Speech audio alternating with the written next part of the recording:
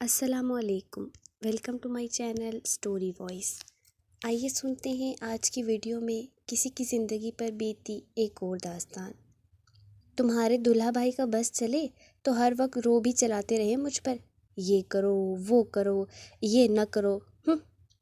15 سالہ مریم کے ہاتھ جو نوٹ بک پہ تیزی سے کچھ لکھنے میں مگن تھے، بڑی بہن کے تلخ لہجے میں کی گئی شکایت یا پھر بڑاس پہ تھم گئے، جبکہ بڑی بہن صاحبہ اپنی کہہ کر گنگناتی ہوئی نائٹ کریم سے پیروں سے مساج کرنے میں مگن ہوئی۔ کمرے سے باہر گزرتی صفیہ بیگم کے کانوں میں واضح طور پر رمشا کے الفاظ پڑے تھے، جبھی وہ تیزی سے کمرے میں داخل ہوئیں۔ مریم، تمہارا کام ہو گیا کیا جو گپے لڑا رہی ہو؟ اور رمشا تم؟ رمشا کو قہر برساتی نگاہوں کی زد میں لیا۔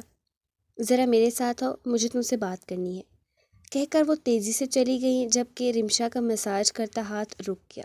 مجھ سے کیا کام بھلا؟ ابھی تو 1.5 گھنٹہ بیٹھ کر آ رہی ہوں۔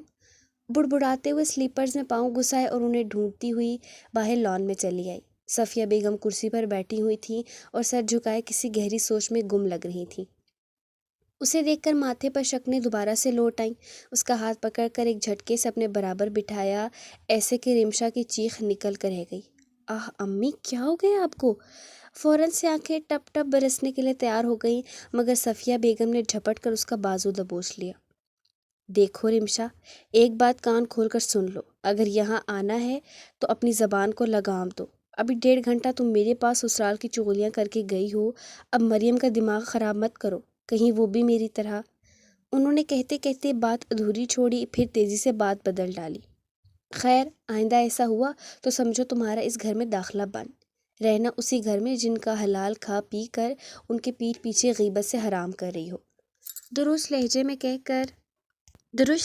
کہہ کر اس کا ہاتھ چھوڑ کر ایک طرف اندر کی طرف بڑھنے لگیں کہ رمشا نے اپنے دکھتے بازو کو چھوڑ کر ان کا ہاتھ تھام لیا۔ امی، بات تو سنیے، ہوا کیا ہے؟ ایسے کیوں کہہ رہی ہیں؟ آج سے پہلے تو میری باتوں پہ کچھ نہیں کہا آپ نے، آج ہی احساس ہوا ہے؟ افسوس، بہت پہلے ہو جانا چاہیے تھا، صفیہ بیگم نے پلٹے بغیر دھیمی آواز میں کہا، جبکہ رمشا بے چین ہو گئی۔ ٹھیک ہے، میں آئندہ ایسی کوئی بات نہیں کروں گی، لیکن اس سے آگے تو بتائیے کہ میری طرح کیا؟ رمشا کے اصرار پہ صفیہ بیگم کرسی پہ ڈھسی گئی، انداز ہارا ہوا تھا۔ آج ان کا دل بھر آیا، ہمراز ملتے ہی سارے پچھتاوے پھر سے جاگ اٹھے تھے۔ تمہارے ابو میرے منجلے چچا کے بیٹے ہیں، ندیم چچا کے۔ جب ہمارا رشتہ ہوا تو پورے خاندان میں ان کی خوش مزاجی کے دور دور تک چرچے تھے، صفیہ بیگم بتاتے ہی گویا اسی منظر میں کھوئی گئیں۔ ہائے صفیہ، تیری قسمت کتنی اچھی ہے نا، کتنے ہینڈسم دلہا بھائی ملے ہیں نا۔ خالہ زاد بینش نے اس کے ماتھے کی بندیاں ٹھیک کرتے ہوئے کہا تو اس کی پلکیں فطری شرم سے جھک گئیں، رخساروں پہ لالی ابھر آئی تھی۔ کاش مجھے بھی اتنا خوش اخلاق، نرم گفتار ہم سفر ملتا۔ میری قسمت میں وہ 5 جب آتا لال لال آنکھوں والا عامر ہی رہ گیا تھا۔ ماموزاد ہانیہ کے لہجے میں دل میں کہیں چھپا حسد عیاں ہو رہا تھا، مگر صفیہ اپنی دھڑکتی دھڑکنوں کے شور میں سب سے بے نیاز، اپنے خوبرو ہم سفر کامل کے خیالوں میں گم تھی، اسی لیے اس کا حسد زدہ لہجہ محسوس نہ کر پائی۔ ویسے تو ہانیہ اس کے نکاح سے پہلے عامر کے ساتھ منگنی پر اترائی پھرتی تھی، لیکن جب سے صفیہ کے لیے کامل کا رشتہ آیا تھا، اسے عامر سے اللہ واسطے کا بیر ہو گیا تھا۔ عامر کی خوبیاں بھی خامیاں لگتیں جو تھیں اور گنی چنی۔ خامیوں میں سے سب سے بڑی خامی اس کا پان کھانا اسے بہت چبھنے لگا تھا، مگر اسی ہانیہ کے خیالات صفیہ کے نکاح کے پہلے کچھ اور تھے۔ عامر ایسے پان کھاتے کسی فلم کے ہیرو لگتے ہیں، اللہ! ساتھ ہی ساتھ دوپٹے کا کونا شرم سے دانت تلے دبایا جاتا اور ساری کزنز رشک و جلن کے مارے اسے تکتی رہ جاتی تھیں۔ سب اپنی اپنی جگہ صفیہ کی خوش قسمتی کے متعلق سوچوں میں گم تھیں کہ اچانک سے دھاڑ دروازہ کھلا۔ ساری خالہ زاد، ماموزاد، شادی شدہ کزنز سیلاب کے ریلے کی طرح اندر ٹھوس آئی تھیں۔ صفیہ اپنے ماں باپ کی اکلوتی بیٹی تھی، کوئی بھائی بہن نہ ہونے کی وجہ سے سب اس سے اور وہ سب سے بہت پیار کرتی تھی۔ چلو بھائی لڑکیوں، اس سے پہلے بارات آئے تم لوگ 9 2 11 ہو جاؤ، ہمیں صفیہ سے تھوڑی پرسنل باتیں کرنی ہے۔ سب سے بڑی نرمین نے ایک دوسرے کی طرف دیکھتے ہوئے معنی خیز انداز میں آنکھ مارتے ہوئے لڑکیوں کو کھسکنے کا اشارہ کیا، جس پر وہ برے برے منہ بناتی ہوئی باہر نکل گئیں۔ ان سب کے جاتے ہی شزا نے دروازے کو لاک کیا۔ دروازہ لاک ہوتے ہی سب اس کے قریب گھیرا ڈال کر کھڑی ہو گئی تھیں۔ اللہ، ایسے کیوں دیکھ رہی ہیں آپ سب مجھے؟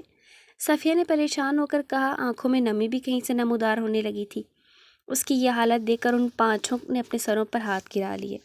میری معصوم شہزادی، اگر یہی انداز تم اپنے سسرال لے کر گئی نا تو سمجھو اگلے دن تمہارا جنازہ ہی نکلے گا وہاں سے۔ نرمین کی بات پہ صفیہ کا رنگ لٹھے کی طرح سفید ہو گیا۔ اس کی روتی آواز سے وہ پانچوں ایک دوسرے کے ہاتھ پہ ہاتھ مار کر ہنسنے لگی۔ سچ جنازہ؟ وہ کیوں نرمین آپی؟ نرمین کا مطلب تھوڑی ہوشیاری لاؤ اپنے چہرے پہ، اور یہ بات بات پہ رونا تمہیں کمزور کر رہا ہے، مضبوط بنو۔ شیزا کی بات پر وہ کھلکھلا کر ہنس پڑی۔ اوفو شیزا آپی، میں کون سے جنگ پر جا رہی ہوں؟ کیا ہو گیا اکیلا آپی آپ کو؟ چاچا چاچی مجھ سے بہت پیار کرتی ہیں، اور آئزہ اور سجل تو مجھ سے بالکل بڑی بہنوں والے لاڈ کرتی ہیں۔ کامل کی تعریف میں تو ویسے ہی ہر کوئی رتب اللسان رہتا ہے۔ انگلیاں مروڑتے ہوئے اس نے اپنے سسرال کا دفاع کیا تو وہ پانچوں اپنے سر پیٹ کر رہ گئیں۔ بیٹا، یہ تو تمہیں سسرال جا کر ہی پتہ چلے گا، اور ہاں، ذرا میاں صاحب سے نرم آواز میں بات نہ کرنا، اور نہ ہی نندوں کو منہ لگانے کی ضرورت ہے۔ ساس کو پہلے دن تیور دکھاؤ گی تو ہی سب تم سے دب کر رہیں گے۔ عقیلہ نے اس کے رخسار پہ بلش آن مزید گہرا کرتے ہوئے ایک نئی پٹی پڑھائی تو وہ ہکا بکا رہ گئی۔ بھائی، یہ جو مرد ہوتے ہیں نا، پورے زمانے کے لیے خوش مزاج ہو سکتے ہیں، لیکن بیوی کے لیے صرف خشک مزاج ثابت ہوتے ہیں۔ اگر ہم ان کے روب دکھانے سے پہلے اپنا روب دکھا دیں تو ان کی خوش مزاجیاں ہوا ہو جاتی ہیں۔ آئی سمجھ؟ رخسانہ نے اس کے سر پر ہلکی سی چپت لگائی تو وہ جھینپ گئی۔ لیکن مجھے کیا کرنا ہوگا جس سے کامل میرے روب میں آ جائیں؟ تھوک نکلتے ہوئے پوچھا تو پانچیں خوشی کے مارے اچھل ہی تو پڑی۔ شکر اتنا تو سمجھانے کا کچھ اثر ہوا۔ پانچوں اپنے اپنے تجربات کی روشنی میں اسے سمجھانے لگیں، جس سے وہ تیزی سے ذہن نشین کرتی جا رہی تھی۔ السلام علیکم، بہت پیاری لگ رہی ہیں۔ کامل نے سلام کے ساتھ چھوٹتے ہی اس کی تعریف کی۔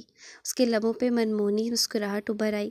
نگاہ اٹھا کر دیکھا، ابھی صرف تعریف کرنے کے لیے لب کھولے ہی تھے کہ اس کی ذہن میں اپنے پانچوں کزنس کی باتیں گردش کرنے لگی۔ شکریہ تعریف کے لیے، لیکن آپ کے سوٹ کا کلر بالکل پیارا نہیں۔ کہتے کہتے نگاہ کامل کے مضبوط ہاتھوں پہ جا رکی، اور گھڑی کی چوائس تو بالکل ہی بیکار ہے، کہہ کر ایک نخوت بھری نگاہ اس کی طرف دوڑائی اور سر جھکائے اپنی چوڑیوں سے کھیلنے لگی۔ کامل اس کی پہلی بات پہ حیران تھا کہ دوسری بات پہ تو بھونچ کا ہی رہ گیا۔ جہاں تک اس کی معلومات تھی، صفیہ اتنی معصوم ہے کہ معصومیت لفظ کی مثال کے طور پر اسے پیش کیا جا سکتا ہے۔ ان کے خاندان میں شرعی پردہ کیا جاتا تھا، اس لیے صفیہ کے متعلق ساری معلومات اسے اپنی ماں بہنوں سے حاصل ہوئی تھیں، جو اس کی تعریف ہی کیا کرتے نہ تھکتی تھیں۔ یا اللہ، یہ زوجہ محترمہ کو کیا ہو گیا؟ وہ دل ہی دل میں سوچتا قمیض کی سائڈ پاکٹ سے ڈبی نکالنے لگا۔ آپ کا تحفہ۔ جھجکتے ہوئے ڈبی آگے کی تو وہ اپنی پسندیدہ پازیب کو دیکھ کر خوشی سے اچھل ہی تو پڑی، پھر ایک دم لم بھیجے، پھر قدرے لاپرواہی سے ڈبیا سائڈ ٹیبل پر رکھ دی۔ اچھی ہے، لیکن وائٹ گولڈ کی ہوتی تو زیادہ اچھا تھا۔ کامل اس کی بات پر اب حیران سے زیادہ پریشان نظر آ رہا تھا۔ Are you okay? نرمی سے پوچھا تو صفیہ گڑبڑا گئی، پھر لاپرواہی سے کندھے اچکا دیے۔ نہیں، میں اس لیے پوچھ رہا تھا کیونکہ یہ پازیب وائٹ گولڈ کی ہی ہے۔ کامل نے شرارت سے نچلا لب دباتے ہوئے کہا تو صفیہ کی بے نیازی پر گھڑوں پانی پر گیا۔ اچھی ہے۔ کافی دیر بعد حلق سے بمشکل آواز برآمد ہوئی۔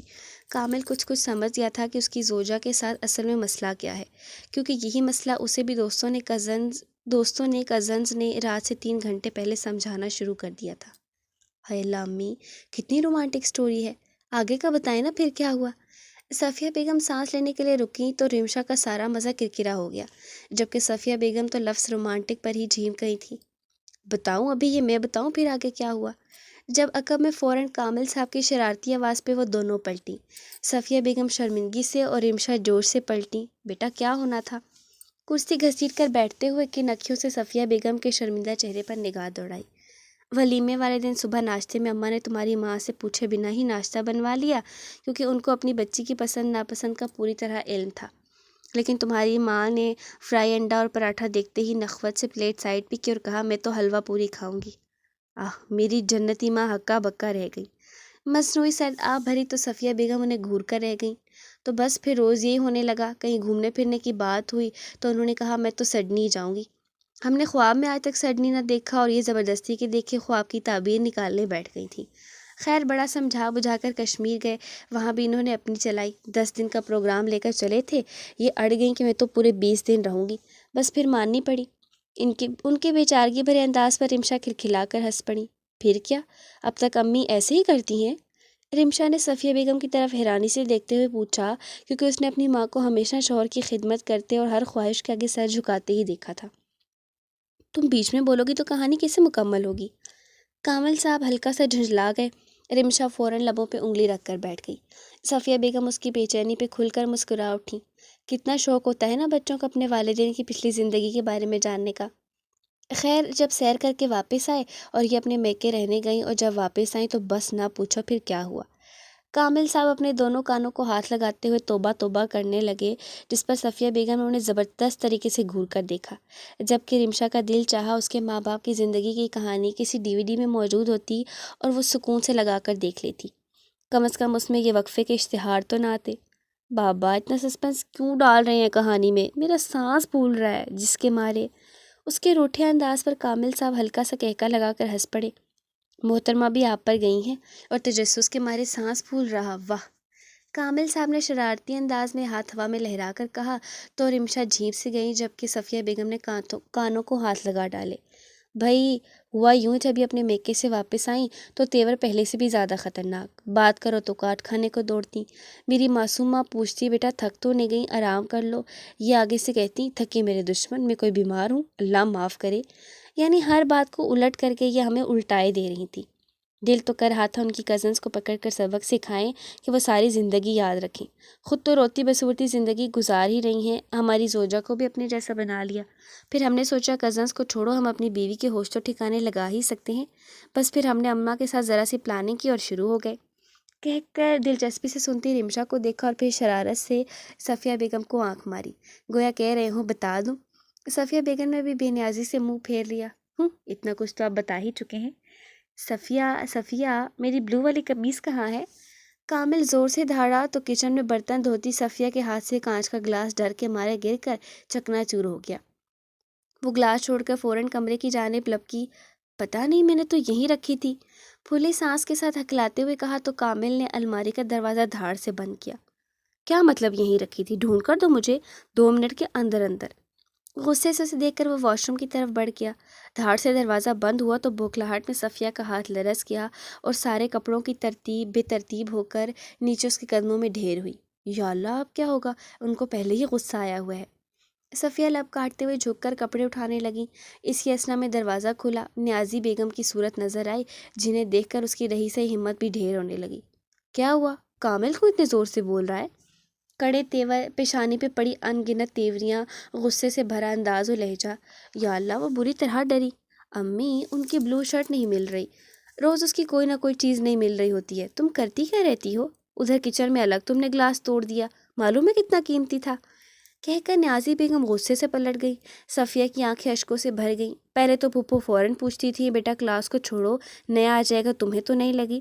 اس نے پاؤں میں کانچ سے لگے زخم کو سہلاتے ہوئے دکھ سے سوچا، تم ابھی تک اتنے مزے سے بیٹھی ہوئی ہو، دماغ تو درست ہے نا تمہارا؟ کب سے واش روم کا دروازہ کھلا ہے؟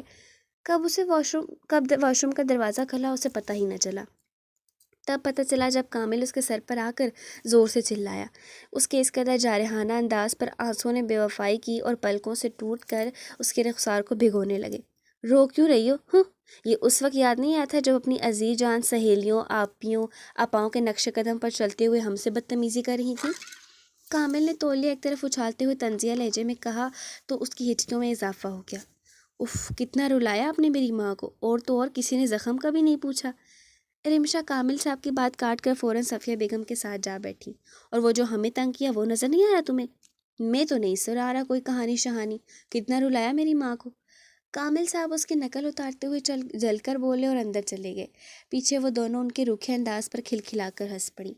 کامل صاحب کے جاتے ہی صفیہ بیگم نے رمشا کا ہاتھ اپنے ہاتھ میں لیا۔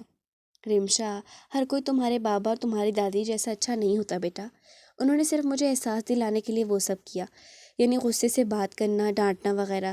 بعد میں جب مجھے احساس ہوا اور میں نے معافی مانگی تو پھپھو جان رو پڑی کہ میری بچی تو مجھے معاف کر دے، میں نے کیسے تجھ سے برا سلوک کیا، اور مرتے دم تک ان کو جب جب وہ بات یاد آتی مجھ سے ضرور پوچھتی صفیہ تو خفا تو نہیں نا ہم سے؟ حالانکہ سارا قصور میرا تھا۔ اس لیے بیٹا جب لڑکی رخصت ہو کر انجان گھر جاتی ہے تو کوئی بہت ذمہ دار تجربہ کار چند نصیحتیں پلو سے باندھ کر رخصت کر دیتا ہے تو ہی ٹھیک رہتا ہے، کیونکہ جو لاؤبالی کزنز دوستیں سمجھاتی ہیں وہ ان کے اپنے ماحول کی کہانی ہوتی ہے، وہ کہانی جس میں حد سے زیادہ جذباتیت ہوتی ہے اور ان کے اپنے خراب رویوں کے بدلے خراب مزاج کی کہانیاں ہوتی ہیں۔ نہ تو ہر لڑکی کو سسرال ایک جیسا ملتا ہے، نہ ہی قسمت ایک سی ہوتی ہے۔ اسی لیے لڑکی کو خود ہی سمجھداری سے سسرال کے تقاضوں کو سمجھنا چاہیے اور ان کے دلوں میں گھر کر لینا چاہیے۔ صفیہ بیگم نے آخر میں مسکراتے ہوئے رمشا کے گال سے ہلائے تو وہ بھی ہلکا سا مسکرا دی۔ شکریہ امی، آئندہ آپ کو شکایت نہیں ملے گی۔ میں مریم کے کچے ذہن میں اپنے تلخ تجربات کا زہر نہیں گھولوں گی۔ رمشا کا شرمندہ شرمندہ وعدہ انہیں اتنا پسند آیا کہ انہوں نے آگے بڑھ کر اس کی پیشانی چومتے ہوئے سینے سے لگا لیا۔ کامل صاحب جو باہر کسی کام سے جا رہے تھے انہیں دیکھ کر پیار سے مسکرا دیے، پھر شرارت بھری ہانک لگائی۔ کیوں بھائی، کسی کی حماقتوں کی کہانی نہیں سننی؟ جی نہیں، حماقتوں بھری نہیں، معصومیت بھری۔ اتنی معصوم ماں ہے میری، اور میں دیکھ رہی ہوں آپ میری ممی کو بہت تنگ کرنے لگے ہیں۔ رمشا نے کہا تو وہ منہ بناتے ہوئے باہر چل دیے۔ ان کے جاتے ہی صفیہ بیگم اور رمشا بھی مسکراتی ہوئی اندر کی طرف بڑھ گئیں۔ سورج بھی ان کی پیاری پیاری اداؤں پہ مسکراتا ہوا ڈوبنے کے لیے لالی میں ڈھلنے لگا۔